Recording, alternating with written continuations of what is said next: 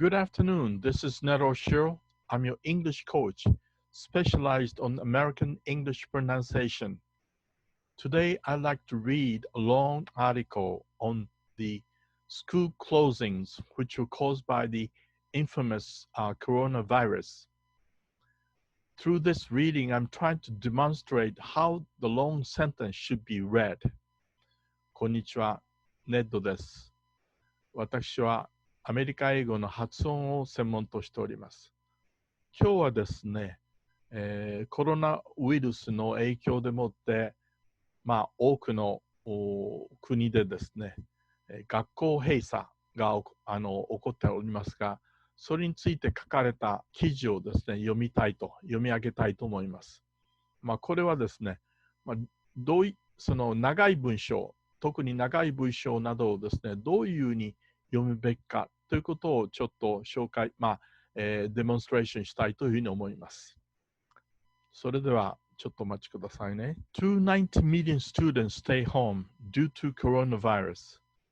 The United Nations Educational, Scientific and Cultural Organization, or UNESCO, said school closings to stop the spread of the new coronavirus affected more than 290 million students around the world. Audrey Azoulay is UNESCO's Director General. She warned that the global scale and speed of current education disruption is unparalleled, and if prolonged, could threaten the right to education.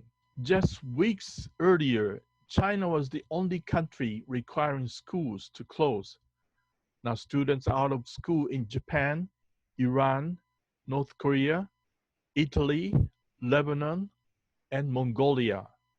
Schools in parts of Vietnam, Thailand, France, Germany, South Korea, and the United States have also been closed. As of March 4th, the organization said 22 countries have announced or started school closing to prevent the spread of the new coronavirus. UNESCO, Azoulay said, is working with countries to assure continuity of learning for all. And the organization will call an emergency meeting of education ministers on March 10th to share ideas on how to continue learning and make sure all children are included in the plans. The organization is helping countries affected by the closings to set up large-scale distance learning programs. It suggests free software that the schools and teachers can use to reach learners. However, school closings can cause several problems. The biggest one is less time spent learning. Another is that parents need to divide their time between work and childcare and may lose income.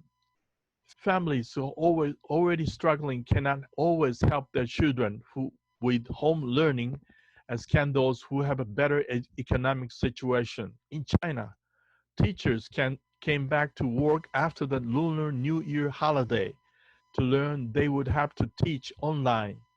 For some, it was the first time they had to do that. Mr. Lee in Chengdu teaches English to public high school students. He said he's teaching mostly grammar or vocabulary because it's not convenient for students to read, because some of them have a computer, some of them just have phones. Lee added that some students had gone to homes in the countryside without their textbooks. He said the local school district coached teachers on how to use software for online teaching. They asked teachers not to introduce new material they had planned for the school term. At the beginning, the students seemed quite interested, he said.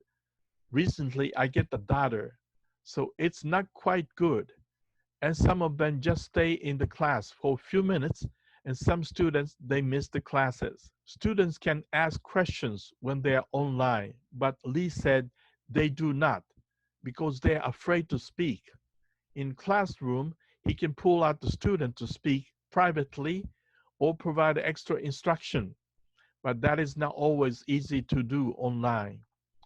He said that he has learned to cherish in high school's communication with the students and will provide more chances more chances to do that when they return. Until they do, Lee said it's a challenge for them to become more independent. Liam Duffy, a university professor in Wenzhou, has also been teaching online for 2 weeks. His students use the VoiceThread app on Blackboard to upload the video instead of giving presentation in class. Duffy said, even somebody who was shy and might not have spoken up in class is going to get their chance. They have to kind of be out there on platform. Quiet student who wouldn't even be facing their classmates, and now they're facing the whole class. He observed that it's the same deal as on campus in some ways. One student just made a recommendation about another teacher at the university. So that is still that sort of campus community. Thank you very much.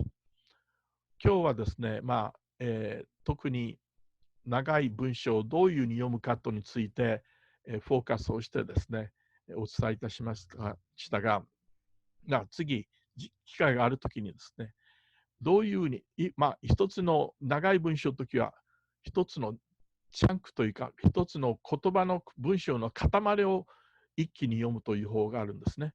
それも含めてまた次回、あるいは他のビデオでですね、その辺を紹介したいと思います。Thank you very much. Bye now.